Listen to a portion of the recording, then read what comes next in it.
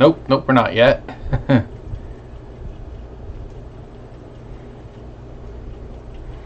Alright, now we are live. Hello! Alright, in the chat, let me know if you can hear me. If it's too loud, too soft, let me know. Alright, check a few things here. Check the Discord. Check Patreon. Twitter. Alright. Things are up on my end. How about for you guys?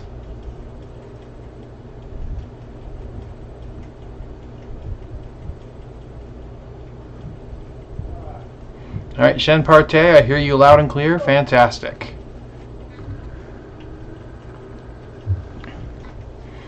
Alright, the No to Camp show, thumbs up. Alright. Alright, let's see. Okay then, so. Whew. Alright. Check a couple other little things. But I think we're good. Yep.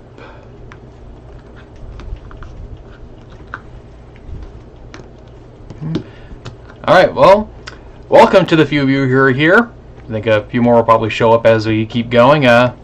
Welcome to the 50,000 subscriber live stream.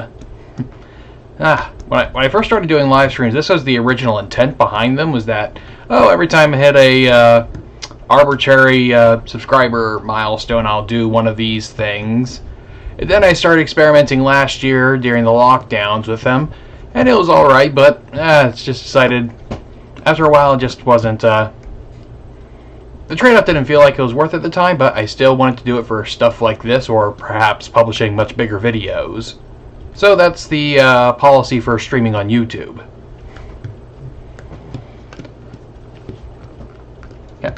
Yeah, congrats on 50K. Yeah, thank you, Shen Parte. Yes, it's a long, it took a really long time to get to 50K. I mean, in fact, let me look at my channel page, because when you look at the channel page on YouTube, it'll tell you exactly when, if you go to the About area, when the channel was started. And according to YouTube, I started this channel on March 4th, 2013. Yeah, March 4th, 2013. And so it's been 8 years of on and off regularity with posting videos in order to get to 50,000. Though, of course, 30,000 of those 50,000 came in the last year.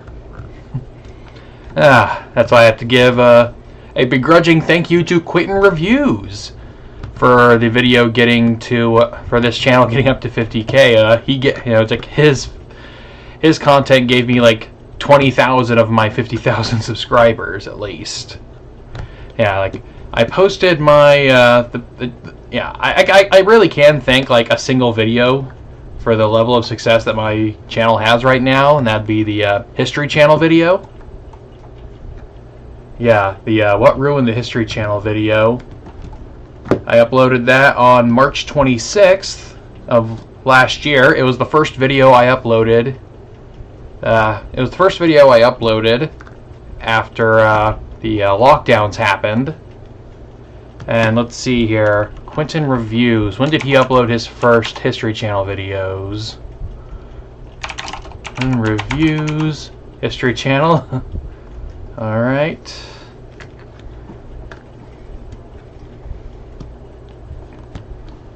Let's see. And Quentin Reviews uploaded his History Channel video on May 8th. So a little over a month I uploaded my History Channel video. And then my video kept getting suggested against his, and that's how it blew up, and that's how I got 20,000 subscribers last year. Yeah, so a begrudging thank you to Quentin Reviews for boosting my channel. Though, I gotta say, of all, like, I got a lot of comments on that History Channel video talking about how, oh, I came here from Quentin Review's videos and your video was better. Yeah, well, that's, yeah. Any betterness from it has solely to do with the fact that Quentin Reviews focused so much on just, yeah, he focused a lot on the same garbage that I chose not to focus on. So, yeah. Alright. Thank you, Griffin Brown, for the congrats. Tristan Lull. Okay, Tristan. Decadent Chocolate. Why did you start your channel? Yeah, so... Okay, so the story behind the channel goes back to 2012, actually. Yeah, it started back in 2012. I was still attending my local junior college, and I didn't know what I wanted to do with my academic career, because I had originally wanted to be like a political science major, but I started volunteering for political campaigns, and boy howdy, doesn't that make you not want to participate in politics much, or at least you don't want to study it. And so I kind of meandered around. I grew, I didn't want to end up teaching anymore, or at least not in a traditional schooling context. And it's in that year, it's where I found a lot of educational YouTube stuff. So that's where I found CGP Grey and Crash Course, and that's the kind of stuff that made me want to start making educational videos. However, I didn't start making educational videos myself until about 2015. Let's see here, my own channel. The video that I consider my formal start in making actual educational content. Let's see. Sort by oldest. And yeah, the first one is from 6 years ago, called What Are the Differences Between a Presidential Republic and a Parliamentary Democracy? Uploaded on March 31st, 2015. That was the first video I did that was all about, that was educational. So, yeah, that's the first channel that used to be all educational. It was the first video I did for that, and that's been the way ever since. So, yeah, you can definitely see in the early videos there is that huge CGP Grey influence, very much the aesthetic and style of writing, and I've thankfully evolved since then.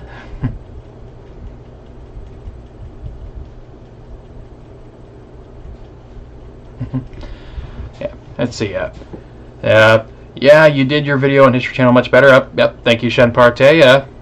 Yep, Sabrina Grant, your History Channel video is the one that brought you to my attention. Well, I'm glad it brought a lot of people to the attention. It's like a majority of the subscribers I have now have come since putting out that video.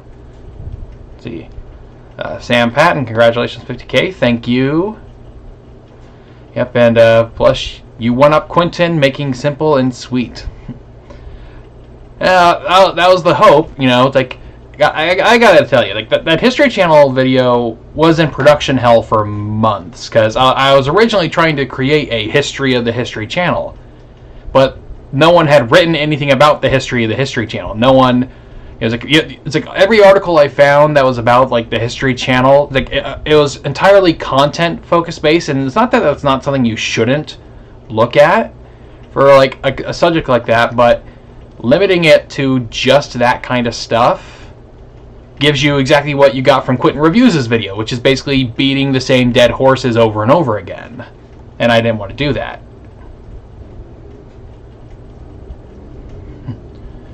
See, did I see CGP Grey's newest video on sharks? I did see sharks! Exclamation point. That was fun. That was fun. That's a fun little ride. It's different than he usually did, and he definitely wasn't the one editing it. That's for damn sure. Steve Richardson. Good luck in the future and with the algorithm. Well, thank you, Mr. Richardson. Yes. Yes, that is the hopes there. All right. Let's See, let me take a couple questions from the Patreon. That seems to be where I have most lined up at the moment. From Felipe Garcia. Congratulations on your 50K. Thank you, Felipe. I love your channel. I love that the channel has been growing. So many questions do you think that with the advance of technology and the welfare state, the politicians of today have more power in our lives than the old politicians? For example, do you think that King Louis XIV had less power than Abraham Lincoln or Joe Biden? Well, just as a pure matter of force, technology has made the government more powerful. I mean, it's as powerful as as theoretically powerful as Louis XIV was over France. Biden has nukes. So in that sense, yes, Biden could end the world several times over if he wanted to, on a whim. Yeah, so I guess it's a question of sort of real power versus theoretical power. And in terms of real power, modern politicians are definitely way more powerful than they were in the past.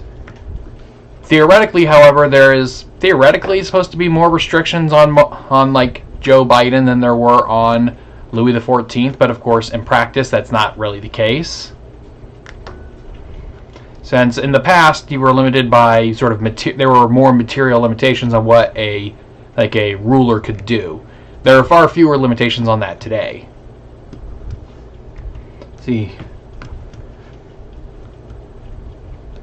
Let's see. Then I'll take one from Jason Califor. Have you seen the Patheos Religion for Breakfast series on biblical archaeology, and what are your thoughts? I haven't kept up with it. I watched the first few episodes. I think I'm still a few behind, so I'd have to watch the rest to give a full opinion.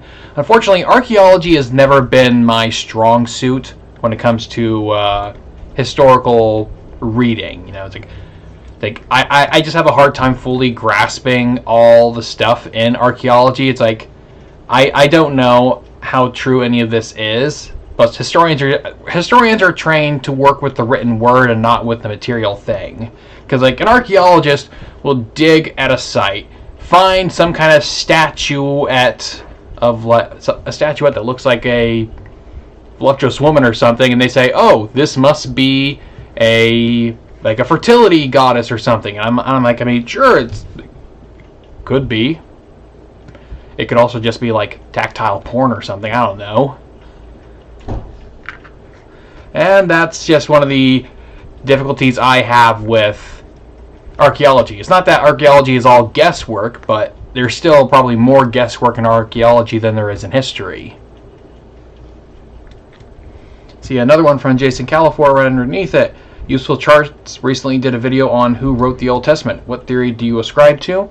I have not watched Useful Charts' video, and I don't really ascribe to a particular theory because the Bible doesn't really say much about who wrote what parts of it. It's we get more of that in the New Testament than you do in the Hebrew Bible, so I can't say for certain. Okay, let's see. Shen Partey. When there are any conflicts with YouTube because of history being censored or attacked or demonetized by the company itself. Maybe you want to rephrase that a little bit. Another question from him, Shen Partey. Also, what is your take on the UFO stuff that is being reported in the news, like the 60 Minutes interview? Are they drones, experimental aircraft, or aliens, as some conspiracists would say? I don't know. I mean, it is kind of weird that the idea that they're admitting to, UFOs existing, the concept is this should be bigger news. And it should be, but I'm also just kind of not super concerned about it, to be honest. It's in another year this would be far more concerning. But if it is aliens, then they're sure taking their time doing anything. They don't seem to be too interested in doing too much, if that's the case.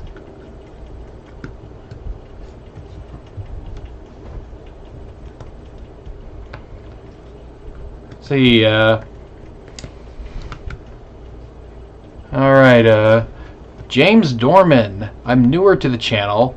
What would you say your worldview is? Well, funny enough, a couple weeks ago, I made a video of me taking the political compass quiz, the political compass test. And that video, and when I took that test, it gave me the lower right quadrant, which is, right libertarian. So, yeah, I tend to, when giving a name to whatever worldview ideology that I have, I usually nowadays go with fusionist. It's the combination, it's sort of the combining forces that formed like National Review. So you have like a mix of libertarianism, like Christian social conservatism mixed with like Cold War anti-communism type stuff. So if I have to put a name to any of it, this is usually what I would say nowadays. Shen Parte,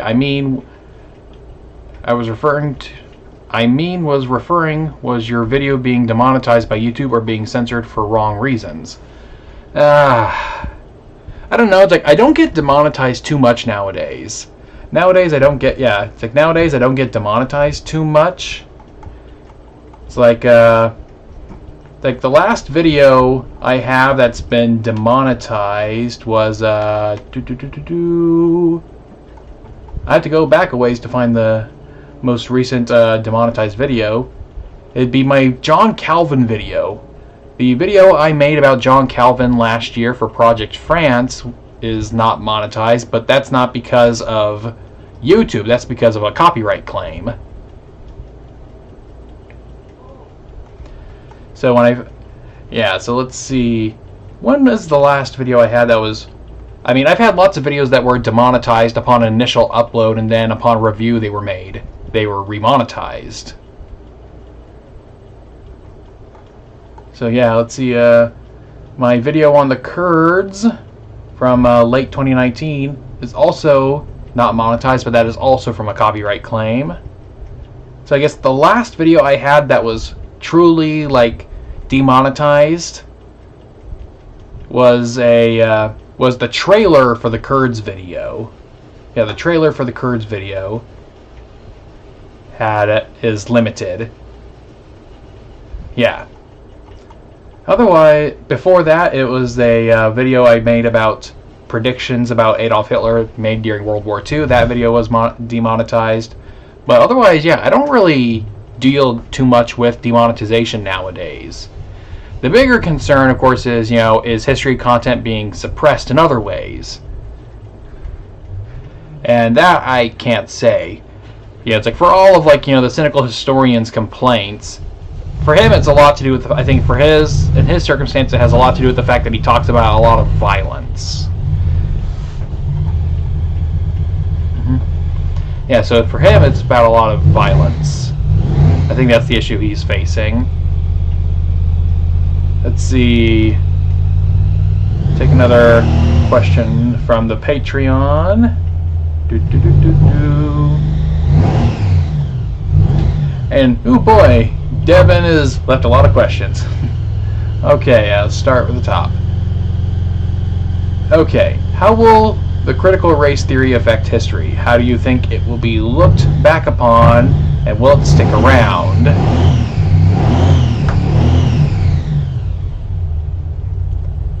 Let's see. Well, I need to look more into critical race theory, because there's sort of the right-wing sort of media sphere version of critical race theory, and then there's the academic version, and you got to be careful about which version you're talking about. My suspicion with critical race theory, I definitely need to look deeper into it. What is it actually versus what it's being portrayed as?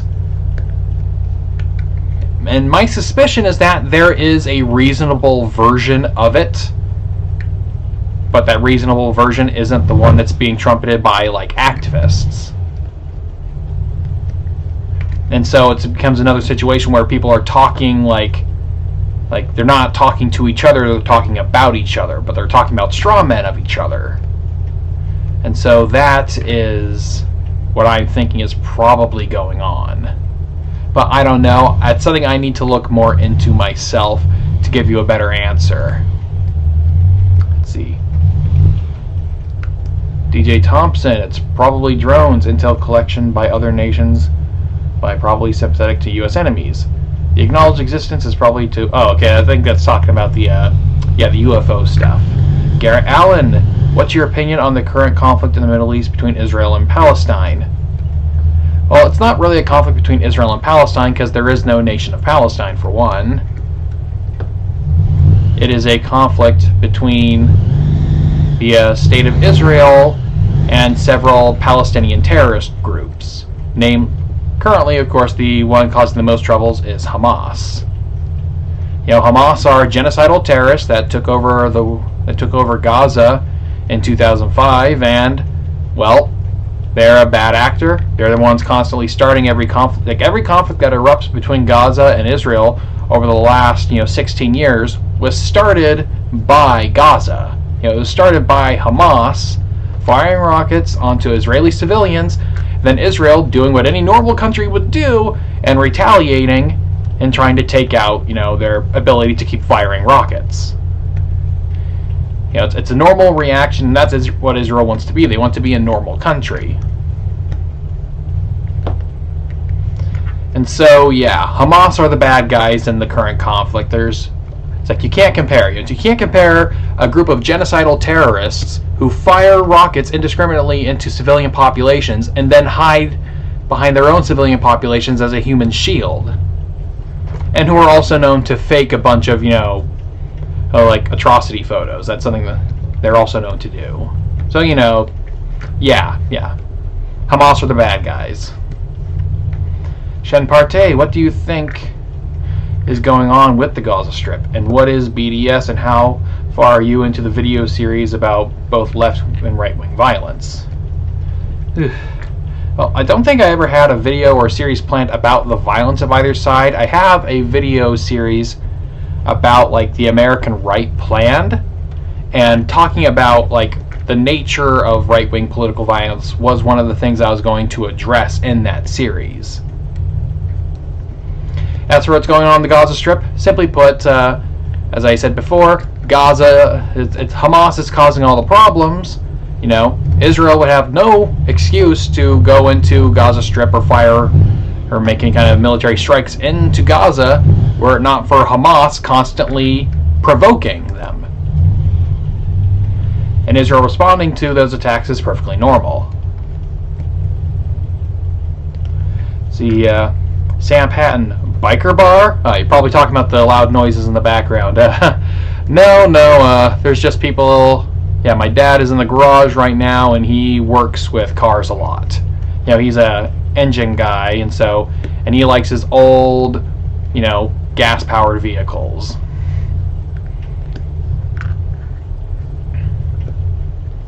So yeah, Shen Partey, yeah, the whole stuff with CRT is just a whole nother level, and people are defending Hamas on Twitter, saying Israel is committing a genocide, which I think is insane. Yep, that's true. Droost, CRT was surprisingly useful, and Israel does not want to be a normal country. Israel is a known aggressor and used human shields more than Hamas. That is, I'm afraid, Dress, that is the exact opposite of what's going on.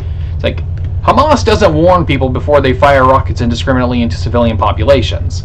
Israel literally warns people before they're about to attack a building. It's like, Israel uses more restraint than the United States did in Iraq or Afghanistan. So yeah, Shen Partey, do you think Twitter and Facebook has made the country more, worse, or insane? I think social media hasn't made things. I think we blame social media too much for the problems we have. They enable problems that already existed. That's what I think. That's what they do. They enable things that were already a problem. Droost, Israel is currently breaking treaties, building illegal settlements. Hamas is an excuse for Israel to openly attack civilians. Hamas isn't an excuse. Hamas is deliberately provoking attacks. That's exactly what they want to do. And in terms of Israel breaking treaties, no one can name actual treaties. They're just saying the vague concept of international treaties that they're breaking.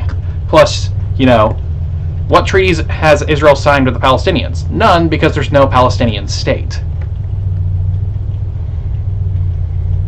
See, Voice of Reason 467. There is a ton of racism and dehumanization among the Israeli officials high up that want to literally kill and annex Palestinians from their home. You're wrong. I'm afraid you're wrong. Voice of Reason. I don't tolerate anti-Semitism. See, D. Thompson. I know Hamas was elected way back. Big mistake. Do they have any elections, like to vote them out? No, they don't. Neither the West Bank nor the Gaza Strip have elections. The West Bank has been without an election since around the same time Hamas came into power. That's like the last time either of them held elections. And yeah, so they're basically both dictatorships of whichever faction of the PLA was there.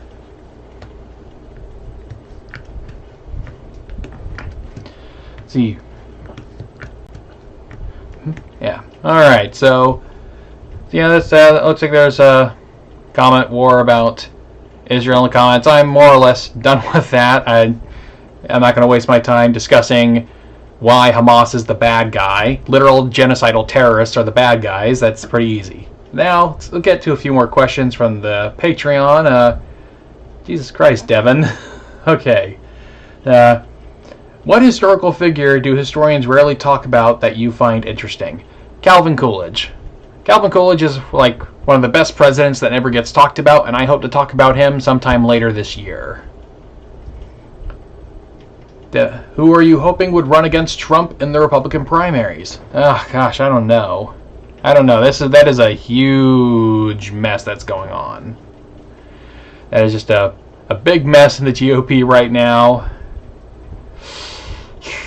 There's lots of people I would like. I just don't think many of them would have much of a chance in the current political environment. Let's see. What do you see done by historians that you find are becoming or are pet peeves of yours? Well, this is something that always happens among historians, and that is certain fads become popular amongst writers. Like in the last decade or so, you see a lot of people starting to emphasize more like the role of climate in history, since climate change has become a bigger concern, and so they're now putting out all these things about how climate change actually affected this or that, and it's like, I mean, I'm certain it had an effect, but I tend to reject monocausal explanations for things happening in history.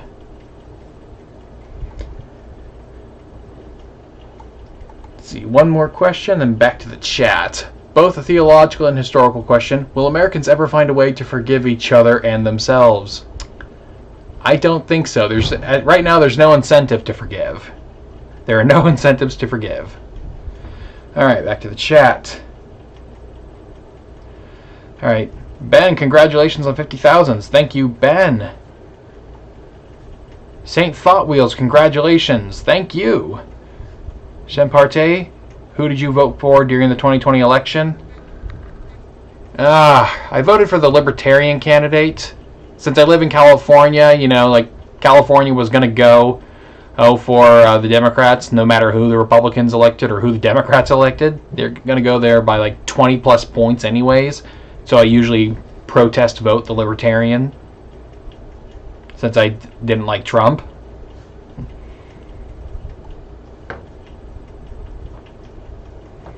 See, D. Thompson, that sucks. Those people lost their voice when they voted them in. I do feel for everyone in the crossfire. We have it good in the U.S. Relatively speaking, yes. Americans are way better off than most people in most places in the world, especially in the Middle East. That is something we can be grateful for. All right, see. All right, nothing on Twitter. Nothing coming up in the Discord. All right. Devin Canada again. Should the United States go back to using the Monroe Doctrine? We do use the Monroe Doctrine, actually. We do use the Monroe Doctrine. It is, yeah. I mean, there aren't any countries outside the Western Hemisphere that have a real military presence here. You know, I mean, there are still some European countries that have islands in the Caribbean, but aside from that, it's not really a problem. Let's see. What Bible commentary do you like the best? I don't actually read that many Bible commentaries, so I don't really have a strong opinion on it. Alright, back to the chat. Shen Partey, what do you think of the 1-6 Commission? Okay, so the 1-6 Commission is also going to be kind of a mess because, like, the way the Democrats have been trying to shape it is obviously very partisan in the way they're trying to do it. So they tried to make like an 11-person commission with like 7 Democrats and 4 Republicans. It's like you know you can't do it like that if you want this. It want like the findings of this commission to be, you know, considered legitimate. You need to have it be equal parts and maybe even bring in like outside investigators. So yeah, it's like I definitely think something needs to be done, but the way it's being done right now does not seem like the best way to do it.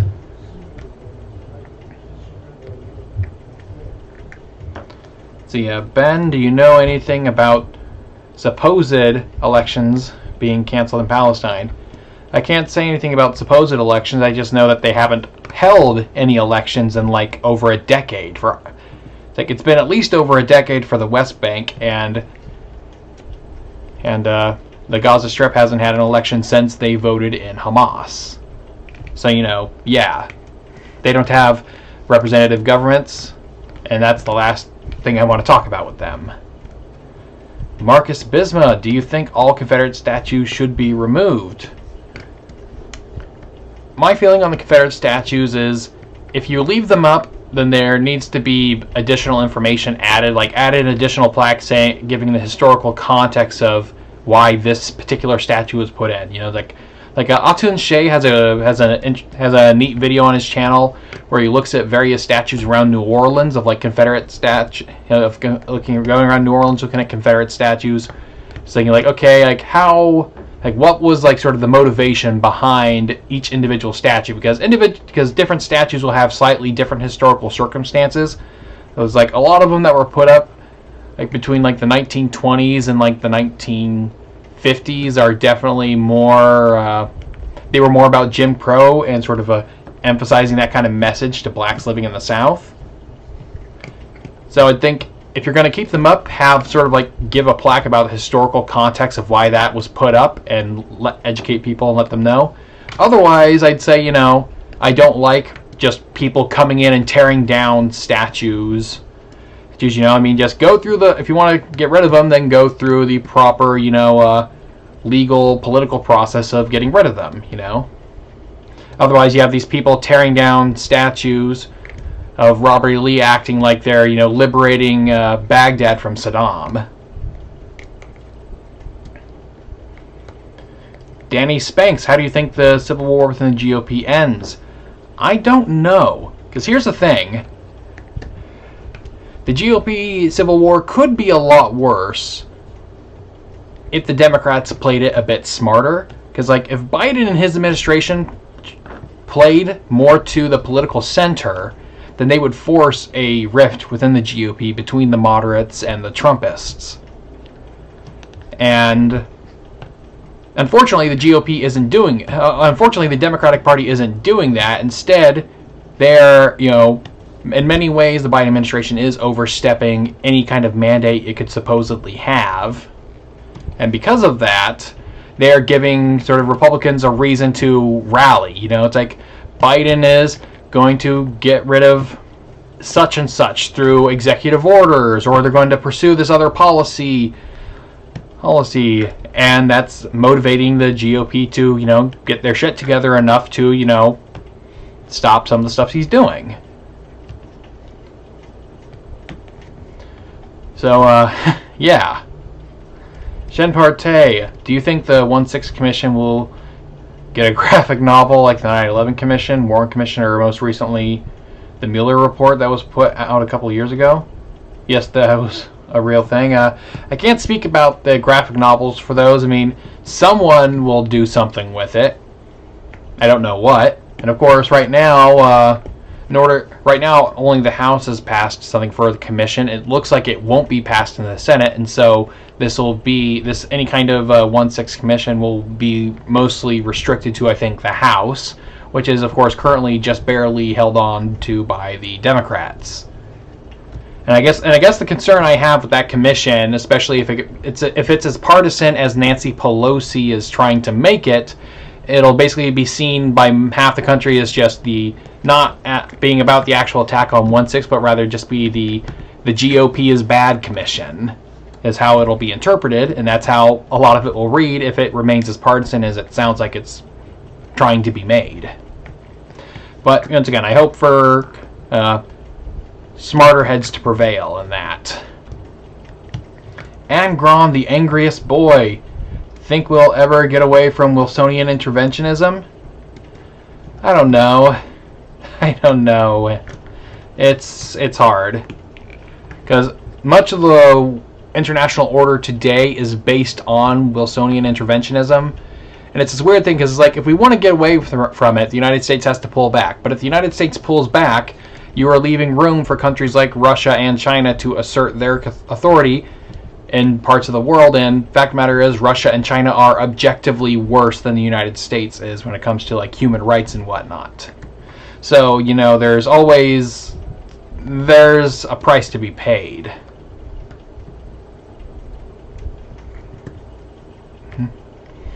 Shen Parte, it should be 10 people for the commission, 5 Republicans, 5 Democrats, and a couple independent investigators.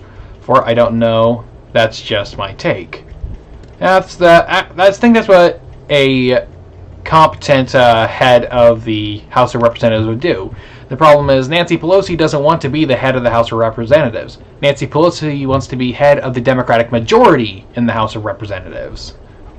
She's not an institutionalist, she is a party person. Plus, the Confederate statues should go by vote and be put into statue graveyards like the Soviets did. I heard some people call the GOP the new Nazi party, which I think is nuts and falling into the trap of Godwin's law, or using tactics from the Soviet Union by calling their rivals Nazis. Yeah, there is a lot of that, but then again, the current GOP has a lot of problems it needs to work out. They have a lot of problems they need to work out. Let's see, a couple more questions from the Patreon. What historical event would you like to see a movie of that, as far as you know, no one has made a movie of yet? Not entirely certain. I guess there's this one story that gets thrown around a lot from like the 1904 Olympics, where like this one guy literally like does most of the race in a car, and like the whole story is just nuts. I think if you look up the 1904 Olympics, and look up like guy finishes like a marathon in a car thing, like look up that story. It's kind of nuts, and so that would be interesting. That would be neat, like a neat historical comedy, which is something you don't see too often. See, what's the most hilarious thing you've read in history? Kind of that story about the Olympics. That's kind of the most bonkers thing. What time of your life did you ever have the most radical change in personal opinions? I'm not entirely sure, to be honest. Most change in people tends to be gradual. Tends to be very gradual. And that's how most changes are for me. I think it may have happened in high school, because like early high school I was very much, just conventional, GOP, wave the flag kind of person, and then by the time I graduated I was, a Ron Paul guy, so that was probably the biggest change in a short period of time. If Dwayne Johnson runs for president, do you think he would win? And as far as you know, would that be good or bad? I think it would be bad. We don't need more celebrity politicians right now. Could he win? He could, but it depends on the environment. It really does depend on the environment. And I can't wait to see this. I'll be asleep when it happens. I'll be listening to it at work. Oh, thank you, Devin, for all your questions. All right, yeah. Dan, the Dollop did a great episode of the 1904 Olympics. It's episode 150. I'm assuming the Dollop is a podcast. Yeah, so Shen Partey, what do you think of the Blue Anon stuff, and do you think Blue Anon is real or something made up by the right? Blue Anon is kind of a play on QAnon garbage, and I loathe both Q and Blue Anon stuff. Yeah, well, here's the thing. If the group they're trying to label as Blue Anon, which is basically just left-wing conspiracy theorists, yeah, they exist. In fact, like here's a weird thing about conspiracy theories in the United States, and that is left-wing conspiracy theories have a much longer shelf life than right-wing ones do. Like, for example, like in the aftermath of the Kennedy assassination, there were like 3 families of conspiracy theories that came out in the immediate aftermath of the assassination, before they found Lee Harvey Oswald. And what they found was one conspiracy theory which came out, it was popular with the media right after, was blaming the right for Kennedy's assassination, basically saying that, oh, Kennedy was assassinated by like some kind of Goldwaterite, you know, or a gosh dang, what's that organization again? On the tip of my tongue. Anyways, by some right-winger. That was what the initial thought by much of the media. There was another, and that was more sort of the conventional liberal interpretation, the first liberal conspiracy theory. You then had the right had its own conspiracies. So what the conspiracy of the right is that, oh, Kennedy was assassinated by a communist at the hand, you know, under the orders of like either, you know, Khrushchev, Mao, or Fidel Castro. You know, it's like some communist government ordered Kennedy's assassination. And then the third one, which is another left-wing one in the United States, was, oh, Kennedy was assassinated by like the CIA or the FBI, and they point to saying, oh, like Kennedy criticized the FBI or CIA, one of the two, and was planning to dismantle them, and so they orchestrated his assassination. And then, of course, various versions of this conspiracy theory also end up involving LBJ, and that's where you get stuff about the grassy knoll. And so that version of the conspiracy theory has become the mainstream one, whereas the other two are kind of, I mean, like the idea that Kennedy was assassinated by some sort of right-winger, of course, was immediately thrown out. Just as soon as they found Oswald, you know, this card-carrying member of the Communist Party who married a woman from the Soviet Union, you know, that was immediately thrown out. And the right-wing conspiracy around the right's conspiracy theory around the Kennedy assassination, that he was assassinated by on the orders of like a foreign government, was mostly not borne out.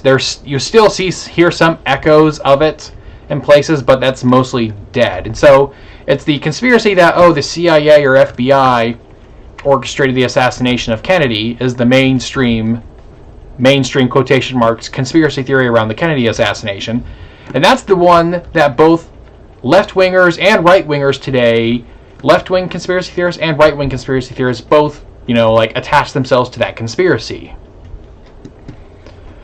So, as you see, right-wing conspiracy theories just don't have a very long shelf life. And, like, for example, after 9/11, you know, like after 9/11, you know, the main conspiracy theory that came out after 9/11 was, you know, that, oh, the Bush administration orchestrated the attack on 9/11 in order to justify invading Iraq. Well, that was a left-wing conspiracy theory. You know, it's like today we associate it with, like, you know, kooks like Alex Jones, but the fact of the matter is that was a left-wing conspiracy theory. A lot of, you know, like progressive elites during the early 2000s were very much pushing that conspiracy theory, and that dovetailed into other conspiracy theories about Dick Cheney and Halliburton and all that kind of stuff. So, yes, there are left-wing conspiracy theories. The difference between left-wing conspiracy theories and right-wing ones nowadays is that the left-wing ones tend to have a certain amount of culture, are given a certain amount of cultural or political legitimacy by, like, the popular culture or politicians. You know, they tend to be given more legitimacy than the right-wing ones are. So, yeah.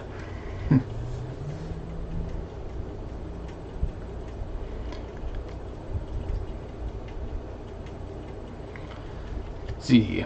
Alright.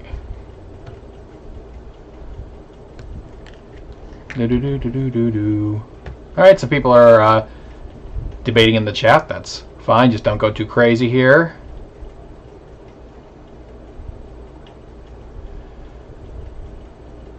And Angron the angriest boy. Either the mob or the feds killed JFK.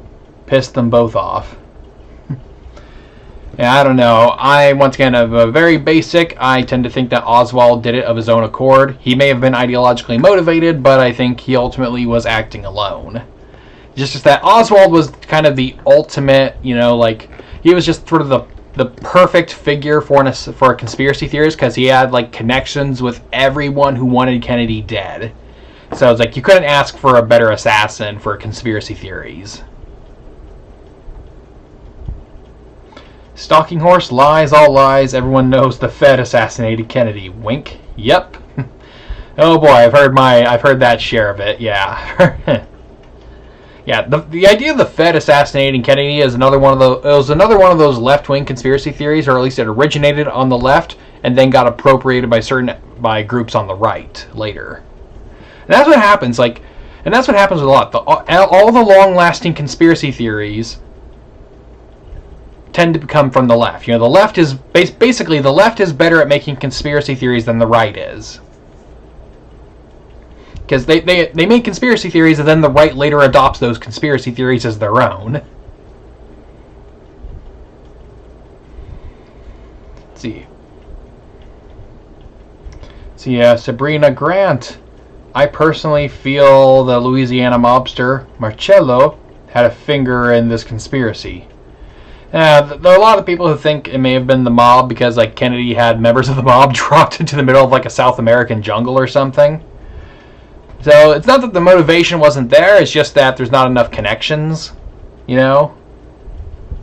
It's just, you know, once again, it's a very messy situation, and I don't know if we'll ever get everything around it. Like, I remember a few years ago, like, some more, like, documents from, like, the CIA and even in Russia were declassified, and one of the things they declassified was, like, after the Kennedy assassination, like, the Soviets like, had to go through their own archives, had to go through their own files and, like, you know, intel operation, because like, the Soviets, after Kennedy was assassinated, didn't know if they actually had orchestrated the attack. They're like, oh crap, did we do this? Was he one of ours?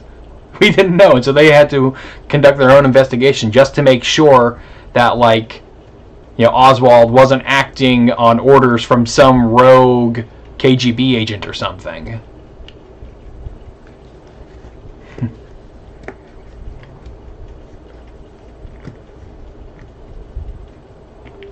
See, Shen Partey, what did you think of the Times article published by Time magazine about the election shadow campaign during the 2020 election?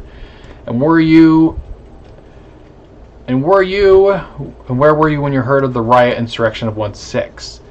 I haven't read anything about that article or about a shadow campaign, so I can't really comment on that. And where was I when the riot happened? I was at work. I was at work that day, and, you know, when I'm at work, my job doesn't involve too much, like, doesn't need too much direct attention, so I can usually listen to podcasts or watch YouTube videos while I'm doing my work. It's a lot of data entry type stuff. And I remember occasionally popping over to Twitter or something and seeing stuff about a riot happening at the Capitol. I checked back in every little bit, not knowing what the hell was going on. I eventually left work early because I just couldn't keep this out of mind.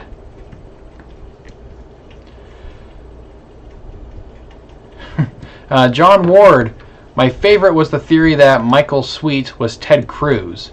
Meta. Not familiar with what you're talking about, though I do know, of course, remember Trump alleging that, Ted Cruz's father was involved in the assassination. Oh boy, poor Teddy. He really backed the wrong horse in all of this. He really backed the wrong horse.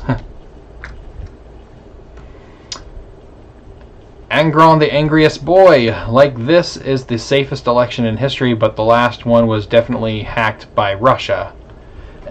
Not really. I mean, there's not much that Russia actually did in terms of, you have people like Democrats in Congress accusing Russia of changing vote counts, which didn't actually happen. It's basically the interference in the election that Russia did commit was mostly just, Facebook ads. That was it.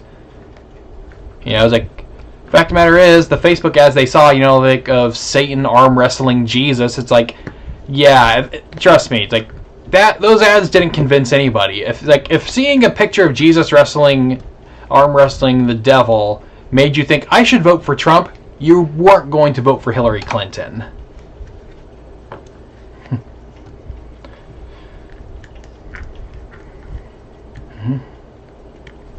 Let's see, could it have been a rogue KGB hardliner fed up with the USR backing down in reference to the Kennedy assassination? It would be, theoretically possible, but there's no way to prove it at this point, anything like that would have to have happened off the record, and you couldn't really prove it.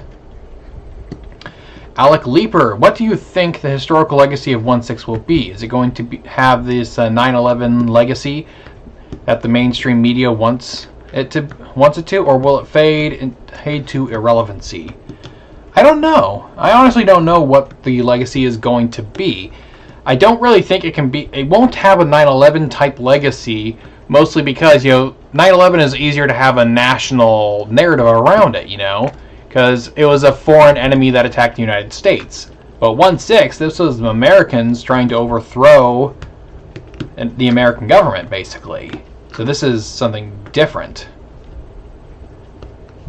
And I think it really does depend on whether or not anything like it happens again in the nearest future. Because if 1/6 ends up being a flash in the pan, isolated incident, then that's what it'll be seen as. It'll be seen as a weird aberration and just nothing else. It won't have much else. So it depends on whether or not we see more events like it. Does this become a regular thing, where every 4 years we'll see an attempted coup or an attempted insurrection at the Capitol? I don't think we're going to see another one anytime soon. I don't think we're going to see it in the next several elections, but the world is weird. Who knows? Ben, changing the subject real quick, are you excited about the Olympics coming up this summer?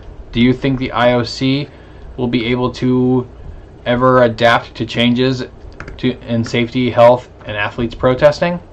I'm not really excited for the Olympics. I never am. I'm not much of a sports guy, and so I don't really follow it at all. Just I've never paid attention to the Olympics, and I do not care what the results are. So I'm sorry, I'm just not one to care for that stuff.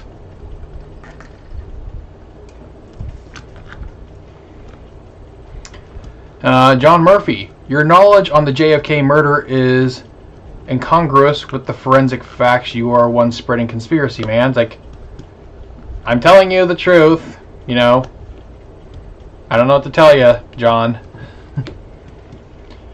Shen Partey, what do you think of the people of comparing the riot to 9/11, and why do people comparing current events to worst events in history like 9/11 to 1/6? I feel like it's just dumb and dangerous. Well, they want to do it because it's probably the first event since 9/11 that garnered such nationwide attention and people watching it while it happened. And that's the big reason why it's having all these comparisons to 9/11 being drawn. It's this big thing. People remember where they were when it happened or when they heard about it,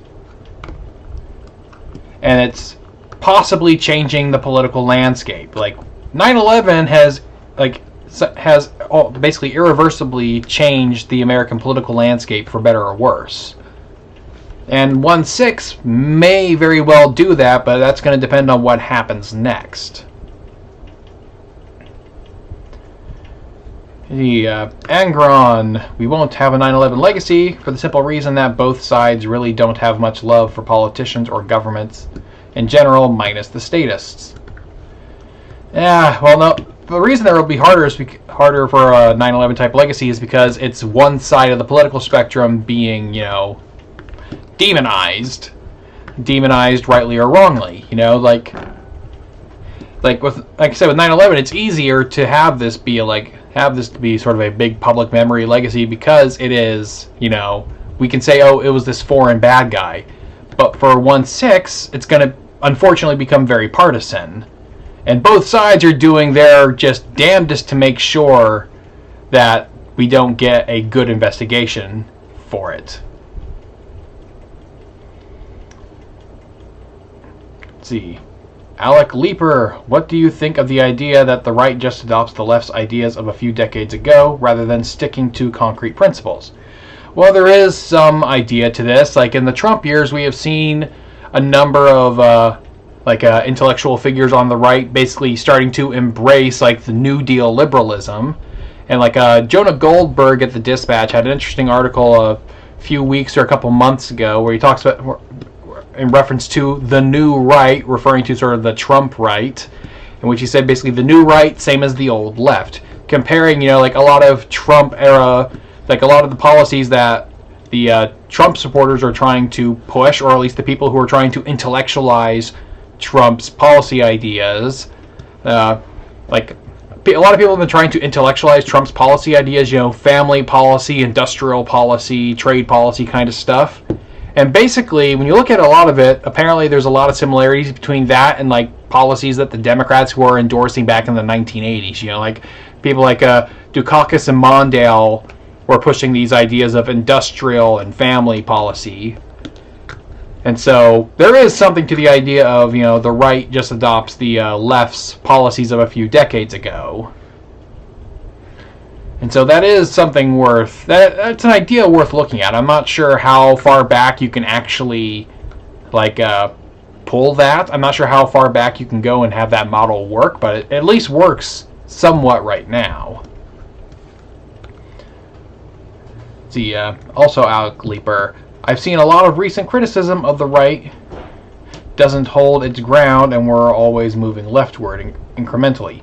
Well, yes and no. This idea that this got popular during the Trump years that, the right hasn't achieved any kind of major changes in terms of domestic policy in the last 30 plus years is kind of not true. Especially the biggest change we have is just something that we don't really talk about because it happened under Clinton, was reforming welfare. Prior to President Clinton, welfare was something that you basically got without having to prove you were searching for work or anything like that. But in the 1990s, between with the Republican-controlled Congress led by Newt Gingrich working with the Clinton administration, they passed welfare reform that required people to submit, proof of proof that people had to prove that they're searching for a job in order to receive unemployment benefits.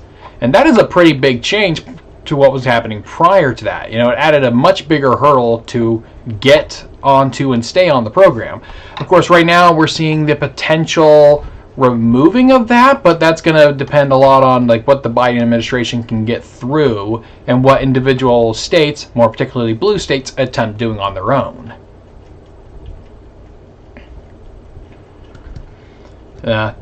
Angron, Charlottesville hit and run was way better for the left. This will likely be used up by the end of the summer.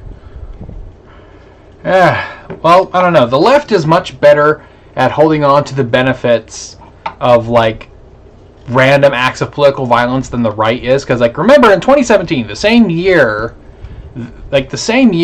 summer that saw, the Charlottesville riot happen. That Charlottesville happened that same summer. a volunteer from the Bernie Sanders campaign shot up a congressional Republican baseball team practice, where it was over like 40, but like somewhere between like 40 and 80 Republicans were there at that baseball practice, and a guy shot up at it. I mean, he could have potentially wiped out nearly oh gosh, what's the exact numbers now? Is like between like a tenth and a fifth of like Congress, like especially in like nearly half of the GOP, like a third of like the Republican congressmen at that time. Not to mention the fact that there are the instances where like Senator Rand Paul was being assaulted by his neighbor. You know, like the right is not as good at holding on to like those types of events as grudges. You know, like they're not good at holding on to they're not as good at holding on to those kinds of political grudges. They have grudges, but it's just more like systematic grudges type things, like, oh, they're always angry at the media because the media is always lying about them. But that's just an ever constant thing, and so it's just kind of a thing they get to bring up. But when it comes to individual events, they're not nearly as good at holding on to individual events.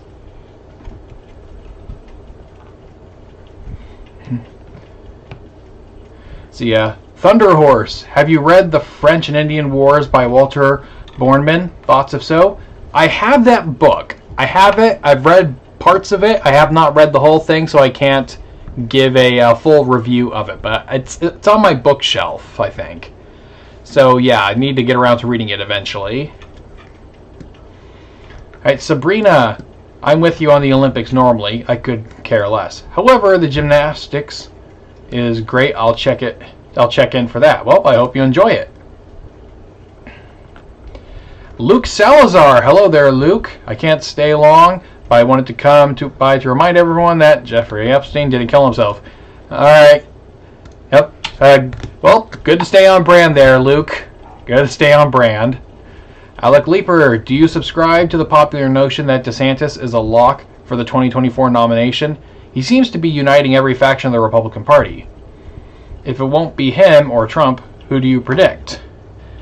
DeSantis is a good choice. I think Nikki Haley would also be good, but once again, it's going to be real hard to thread the whole, Trump and anti-Trump stuff, because the thing that Trump is doing, because like even if Trump decides not to run, he's going to be a very big endorsement, and Trump won't endorse anybody who doesn't fully endorse his narrative around the election being stolen.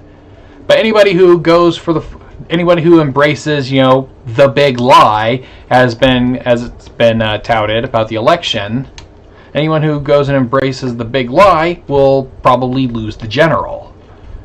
And so Trump is just kind of really screwing over the GOP at the moment. And so at this point, it seems like the only way the Republicans can win in 2024 is if the Democrats really screw up. It's basically the Democrats is to lose at this point. Without the GOP making significant changes in the next couple years, any GOP victory is going to have to depend on the Democrats screwing up.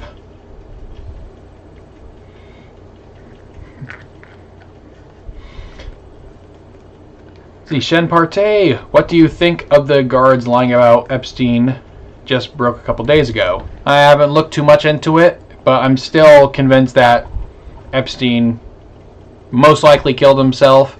Whether or not, he may have paid people off to let him kill himself or something, that's still a possibility, but yeah, no. I'm sorry, I still just don't believe the conspiracy theory that he was killed by someone else. Ron Maximilian, we remember the major events. It's media that hides them, and most people are ignorant and led by the leftist media and education. The left writes history these days. Well, lots of people write history these days. There's plenty of right-wing history sources, just whether or not they're given the same credence in public. Christian Vibrecht just tuned in. Any ideas why many employees want their employees to always stand? Well, it depends on the job, and plus, employees that are standing look like they're ready to go to work at any time. Like, I've had jobs, like the job I've had for the longest, working as a dishwasher at a pub, that job was constant standing because you're always moving and doing something.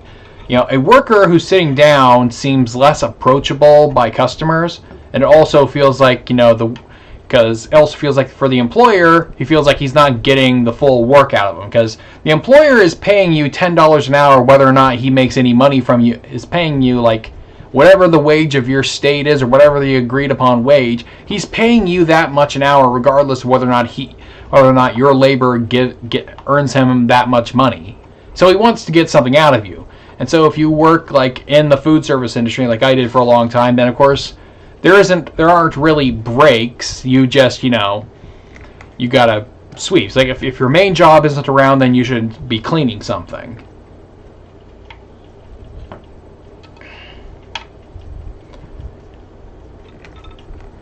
See, Stalking Horse. If 2024 is Trump DeSantis, who will move out of Florida? Well, DeSantis is governor, so he kind of can't. It would have to be Trump. So yeah, I don't think we'll see a Trump DeSantis ticket. Shen Partey, do you think the media and reply guys like Brooklyn Dad needs Trump since, well, ratings is not looking good? I don't know who the reply guys are. Can't say much about them.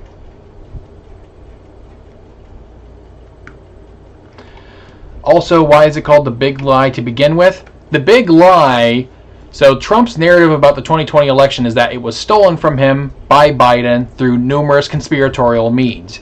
Be it, votes being thrown away in a ditch, or the ballots being counted in foreign countries, or the ballots coming from foreign countries. That is, the big lie is that the election was stolen. That's why it's called the big lie. And I think like Liz Cheney is one of the ones who sort of, she's definitely been popularizing it. I don't know if she came up with the name, but she's been popularizing the big lie as the term for Trump's narrative.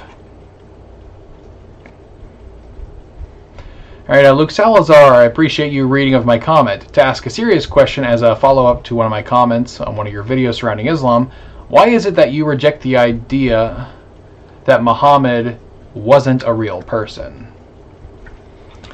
I think there's too much evidence for him existing. I have books that that toy with the idea that Muhammad may not have existed, but I think there's a little too much evidence, too many first-person accounts.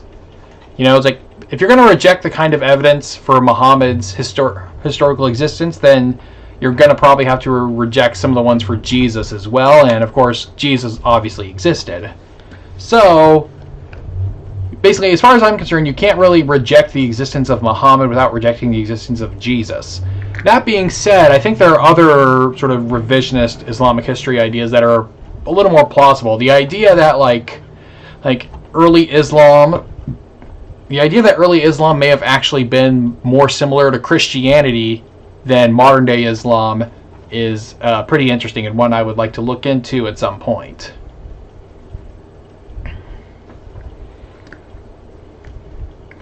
John Murphy, why do you think there are American warships in the South China Sea and for years now? The United States is the keeper of trade in the world oceans. Best fact matter is the United States fights pirates. There's piracy in that region. There's also the fact that the U.S. has military bases in the Philippines, which is, right off the South China Sea. Military bases in China, military bases in Taiwan. There would be American ships there because they have a bunch of naval bases there. That's just the fact of the matter. That's just kind of this, and at this point, that's a holdover from the Cold War.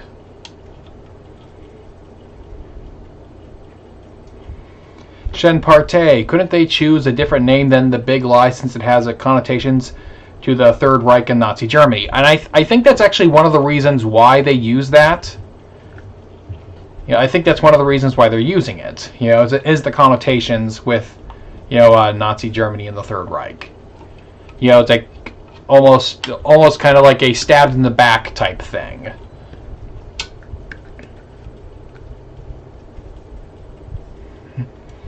Alec Leeper, would you concede that Epstein killed himself to protect others in his sphere? I mean, I don't know. It's see, the reason I think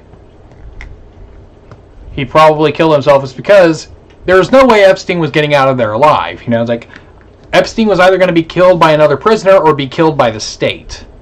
You know, so he was either going to get killed by another prisoner, because something you learn is that pedophiles don't do well in prison. You know, pedophiles tend to get murdered in prison. And so that's why a lot of them tend to get put in like solitary confinement, is because they literally can't survive in a normal prison. Jeffrey Epstein would get killed in a normal prison. And so I think he was going to die one way or another. And so I think he just decided to go out on his own terms. Yeah, there was no way out for him. Could he have been protecting people in his sphere? Maybe, but ultimately I think it was just him going out on his own terms. Will Trump go to prison like some people hope? I don't think so. I do not think that'll happen. Unfortunately, there's a lot of bad stuff Trump did, but he's not going to prison for any of it. See, Didymus, did Africa, India, etc. need the British Empire? That's a tough one. Unfortunately, we don't really know. It's like we don't know how the rest of the world would have like developed economically or technologically without European intervention. And so if you want to exclusively talk about British, I mean, if the British didn't get involved in India or Africa, it would have probably been another European power. If you want to talk about the Europeans not getting involved at all, that's a whole other can of worms that I am not prepared to go into right now.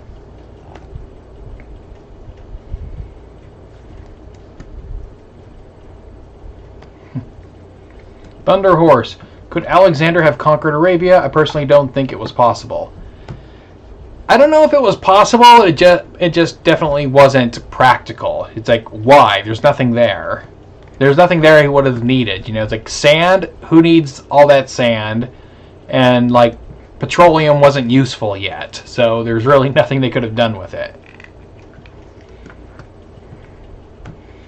Shen Partey. Yeah, the reply guys who are anti-Trump people who get paid to tweet stupid nonsense about Trump or show up in his reply section like Brooklyn Dad Defiant, who is the biggest reply guy grifter. Now, couldn't have told you. I don't really follow that part of Twitter. Yeah, it's like most of the verified people on Twitter that I follow are like people I know or like YouTubers I'm a big fan of. You know, it's like I either personally know them or I'm actually a fan of their work. And I haven't really been following them.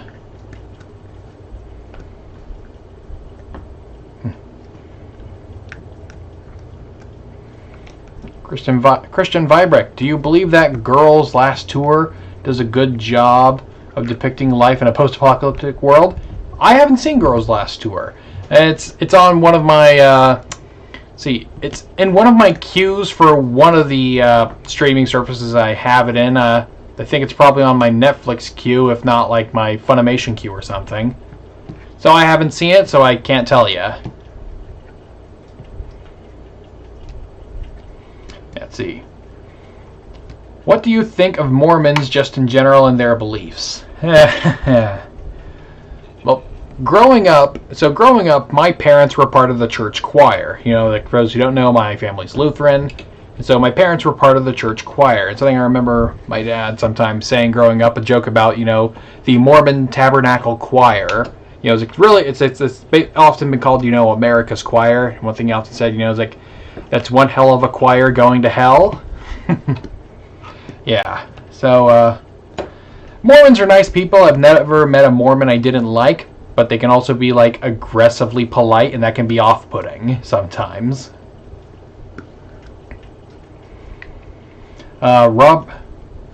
Roberto Vera, do you think the U.S. will invade Venezuela at some point, or the issue will be kicked down the road further? The United States isn't really in the mood for another military venture. You know, like Biden is trying to wind down the war in Iraq.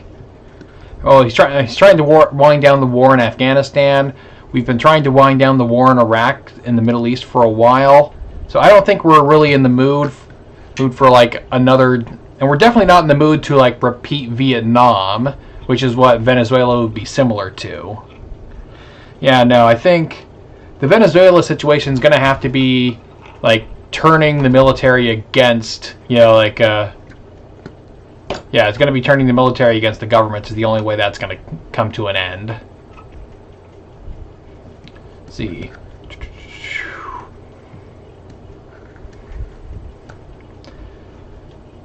Would you do a video on the Book of Mormon? Funny thing is, I've been planning a video on the Book of Mormon since like 2019. Like, hold on here. Boop doop boop boo. Yeah, like right here. Right here is a notepad I have with tons of notes on books I read related to the Book of Mormon. About this much of the notepad worth of notes, along with more books that I needed to read. And so I've been wanting to do one for a while, but a bunch of stuff that happened last year kind of threw that plan out, and then knowing better then made his own video about the Book of Mormon. And so I'm not sort of in a hurry to make the video anymore. I'll get around to it at some point, but it's not in the... I don't have it on the calendar at the moment.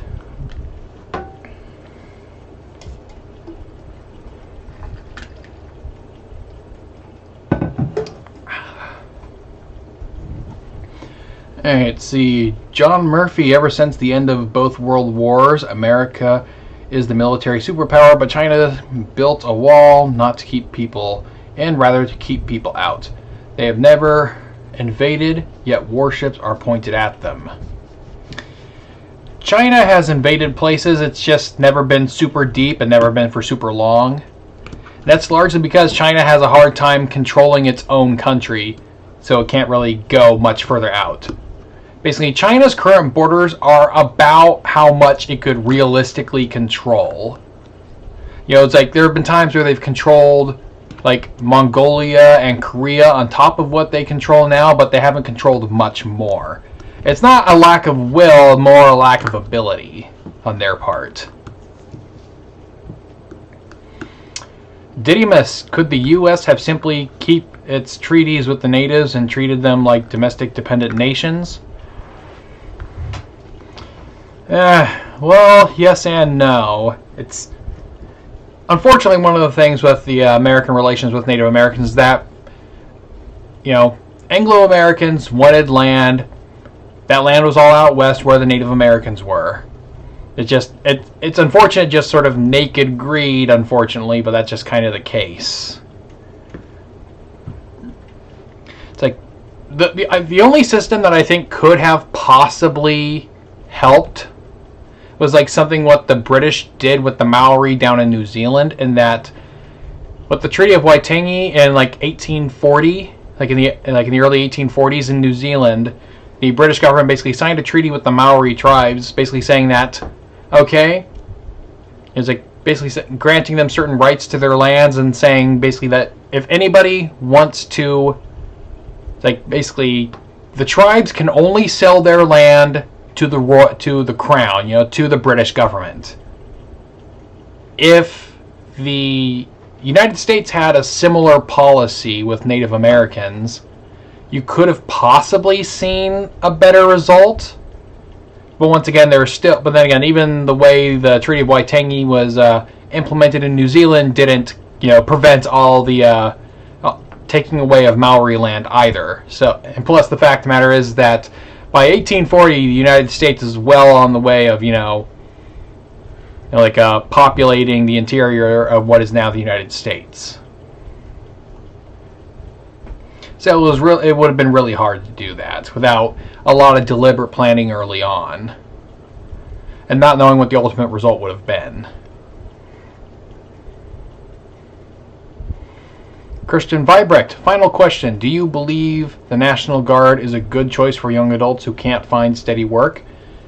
I think the National Guard or the military is a valuable option for people who can't sort of get out of the situation that they're in. I think it is something that too many people like try to say, oh, it's like, especially a lot of people saying, oh, it's like, oh, these African Americans kids, they don't have a way out, and so they join the military or something like that. It's like, that's not a bad thing. It's providing an opportunity for them to move out. The real problem, I think, is sort of like say someone who receives training for some technical skill in the military. Unfortunately, that training all too often isn't formally recognized in the private sector or by certain legal entities governing the private sector, and so that is something that needs to be changed, and that can grant the military service more benefits than it already has. Because like one of the primary benefits of military service now is all the financial benefits, like aside from of course getting pay, of course getting a salary and whatnot, there are lots of other things you get, like paying for college. They can pay for home loans as well. There's lots of stuff there. So there's lots of options with that. Let's see, Shen Partey, who came up with the idea that the Lost Tribes of Israel myth or legend? Well, the Lost Tribes of Israel just sort of, the concept just emerges from the Bible itself, as in, certain tribes just stop getting talked about, and then later books talk about how, the tribes of Israel will be reunited. And that's, it comes from the Bible. It's just I don't think the Bible uses the phrase the Lost Tribes anywhere. Luke Salazar, are you religious yourself? Yes, I am a Lutheran of the Missouri Synod. Ron Maximilian, at a time when municipalities ignored state election laws and some estates were decided by less than 2%, it's hardly ridiculous to believe that voter fraud was a factor. Oh god, not this. See ya. Shen Partey, by the way, the Brooklyn Dad Trump reply guy got paid nearly $60,000 per tweet and got exposed for it, and he was caught lying about it, and he is a propagandist, just to let everyone know. Duly noted. Seems like a great gig if you can get it, though. What presidential candidate in history that lost the election would have made the best president? Oof. Well, let's say this. George H.W. Bush was probably the most qualified man to ever enter the White House. It's like George H.W. Bush, like he had experience as a congressman, as an ambassador, working in the CIA, and then as vice president, and then president. Like the most qualified man on top. That's on top of his military experience.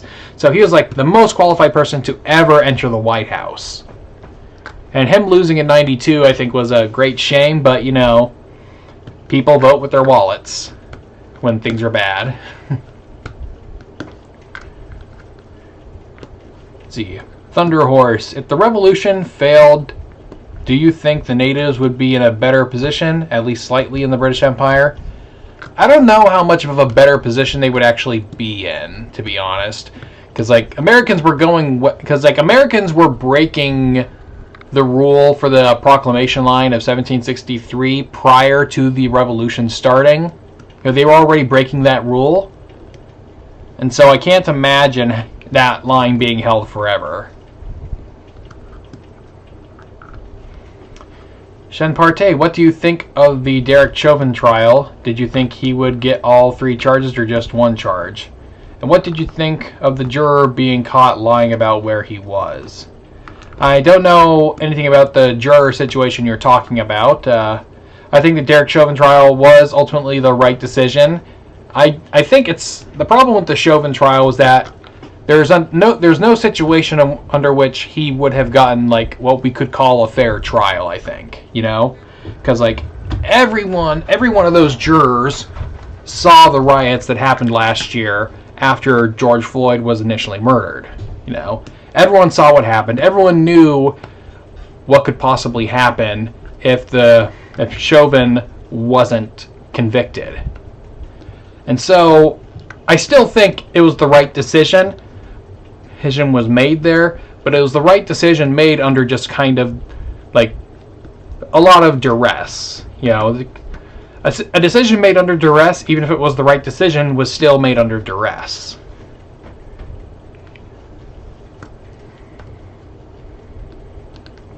see. What do you think would happen to this country if Trump won again and if COVID didn't happen? Would it be the same or drastically different? I think we would... See, well, if COVID didn't... Here's the thing. If COVID didn't happen, I am like 90% certain that if COVID didn't happen, Trump probably would have won. Because I think COVID won Biden the election on multiple grounds.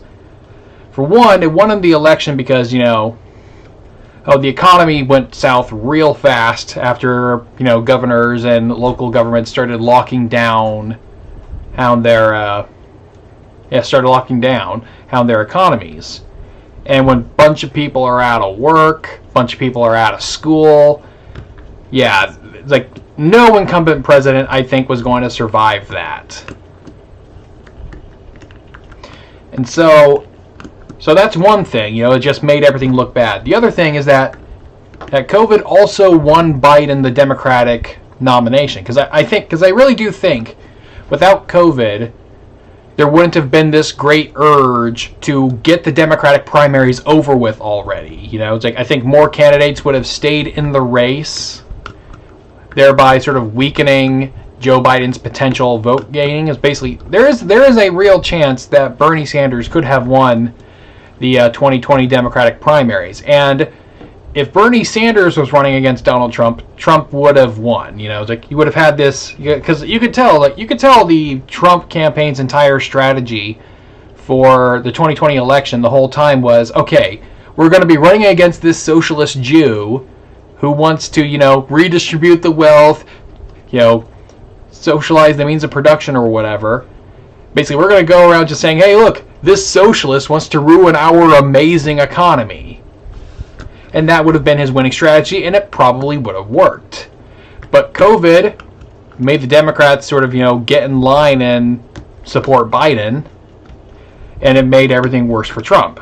So I am firmly convinced that without COVID, Trump would probably still be president. Would he have won the popular vote? I don't know. But he definitely would probably still be president right now if it wasn't for COVID. For better or worse, he would still be president.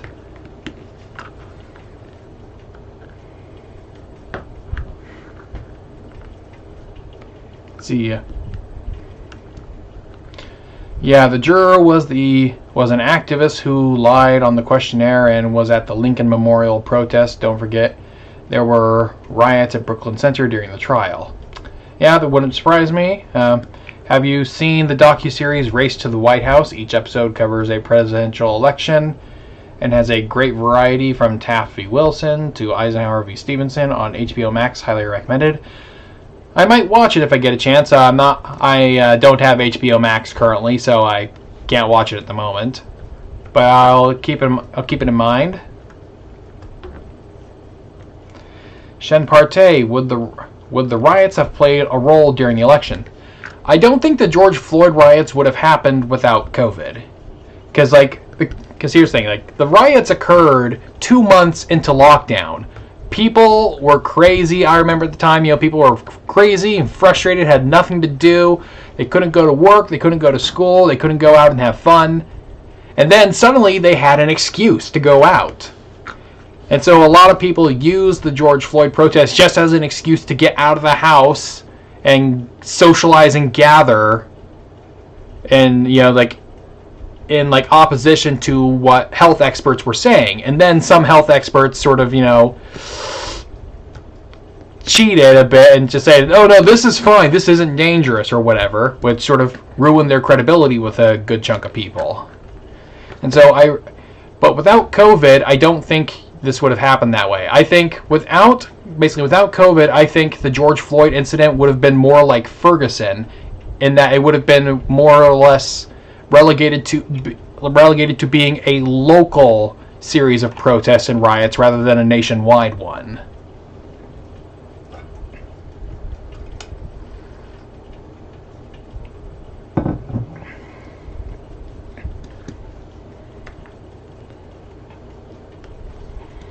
See, where did the idea for a second civil war come from Lost Causer or some far-right group from the past?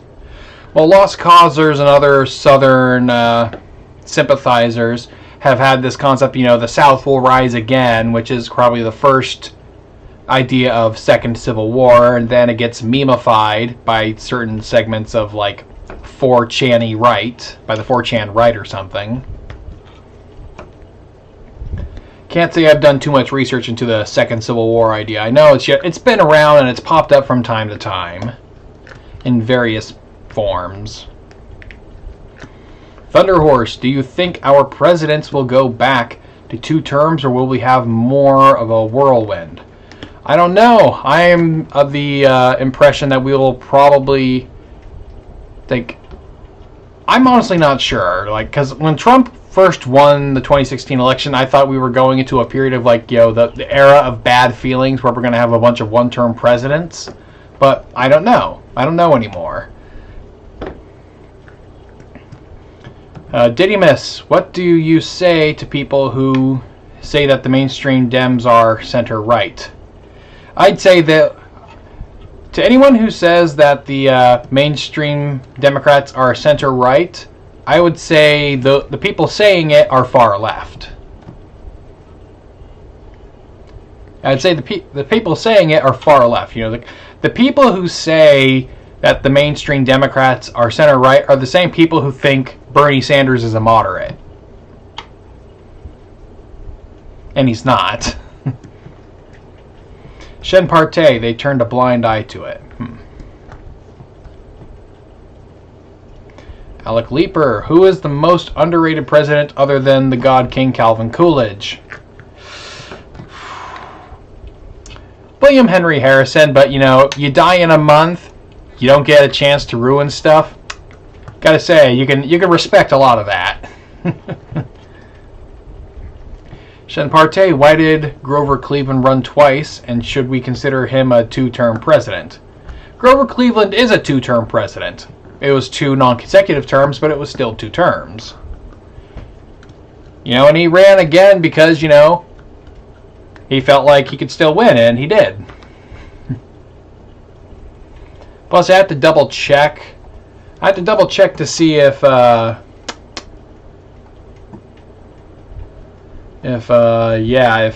Benjamin Harrison won the popular vote in the 1888 election. Let's see. Election of 1888.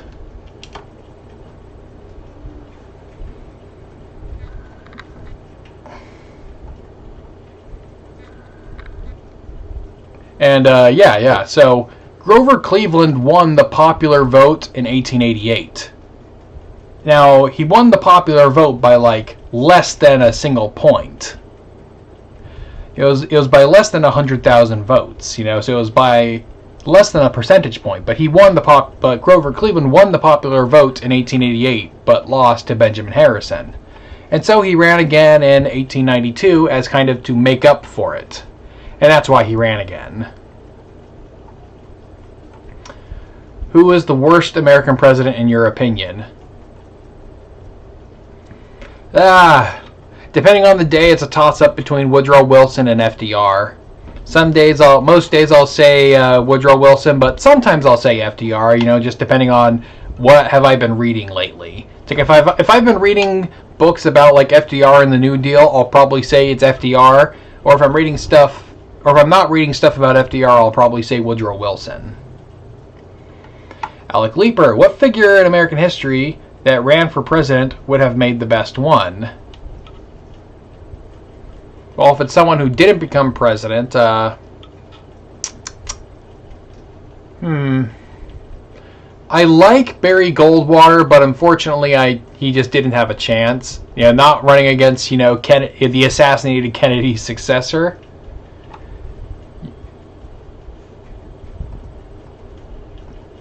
Yeah, so, and honestly, I think I've come around on the guys. Like, if Mitt Romney had won in 2012, we would not be in the situation we are in right now. That's just fact. That's just a fact of matter. It is.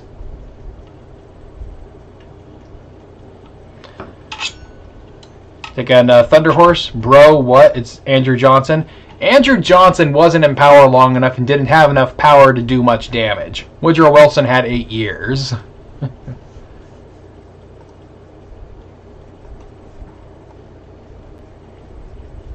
But yeah.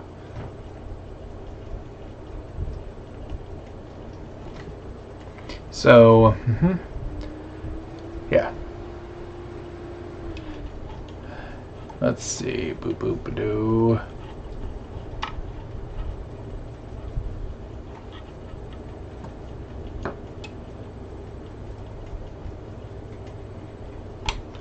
All right. Yeah. What do you think of celebrity governors like Arnold Schwarzenegger and Jesse Ventura? We need fewer of them. Matthew Schweigert, what office chair or department head have you found especially compelling? I don't pay attention to them, I'm sorry. At least I haven't been. I can't think of one at the top of my head. Ron Maximilian, I'm no fan of Wilson or fascist Delano Roosevelt, but no American president was worse than James Buchanan. The Civil War started under him. Yeah, in fairness to Buchanan, there was a lot of stuff that was going on before he was president that kind of made the situation inevitable. Like, in fact, something I want to do in the near future is I'm planning on, like, reading through every, like, presidential memoir, like, in particular, memoirs about presidents, from presidents during their presidency.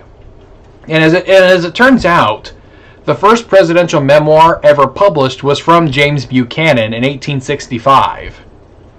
It's like, yeah, he published a memoir about his presidency, and the title of the book, I think, was like My Administration on the Eve of War. So yeah, it's something I really want to read in the not too distant future. Yeah, it seems interesting. I want to see how this genre has evolved.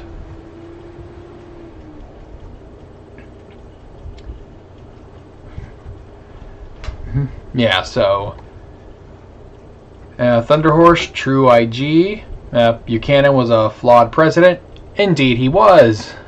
They all are.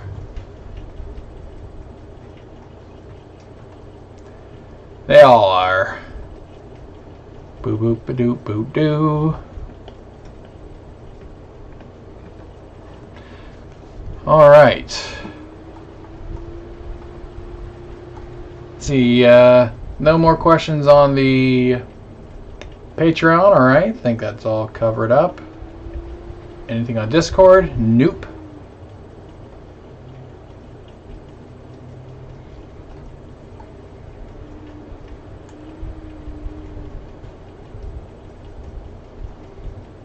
Alright then.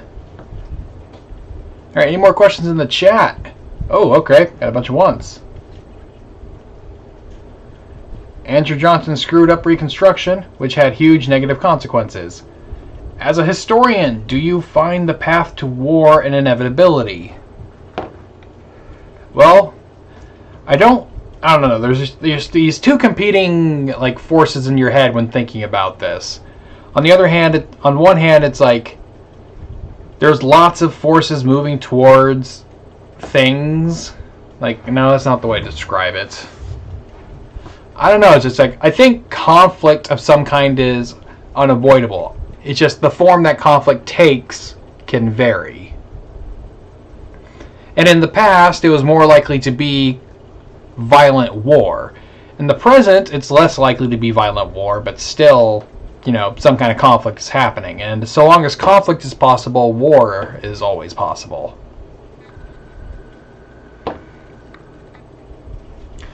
See, Alec Leeper, what figure that never ran for president would have made the best one? That is incredibly vague, because there's just tons of people who never ran, and you'd never know. Because unfortunately, being president requires, you know, a lot of skills. You need to be able to negotiate, you need to be able to stand your ground, and you need to know when to do which. And unfortunately, you have no idea. I'm not knowledgeable enough about politically adjacent people who didn't already try to run for president.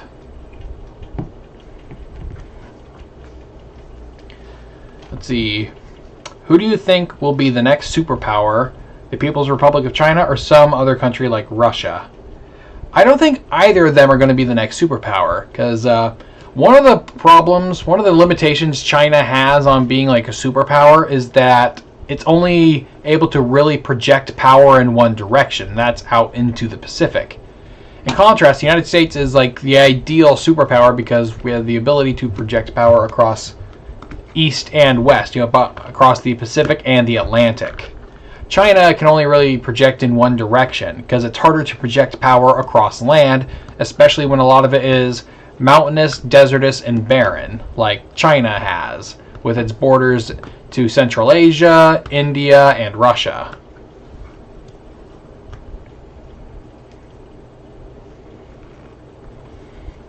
Let's see. Did you see Internet Historian's video on Costa Concordia? I have not. I'm assuming that video probably came out on Internet Historian's like incognito mode channel. Yeah, I don't watch the incognito mode channel. Trick question: Brazil is the next superpower. Yep. Checks out. Has political populism been generally bad for this country? That's hard to say, because there are times where populism has been useful and times where it's not. I mean, part of the American Revolution was a populist movement. Part of many of these things have been populist movements. It's just it's a spice of it's a spice of political life that just pops up from every now and then, and at different points in time it has more or less influence. And so it's just kind of hard to give a full determination. I mean, I definitely say the American Constitution was definitely designed to limit the effects of populism, but, you know, if you have people in office who are driven by, you know, populist opinion, then that's just going to happen.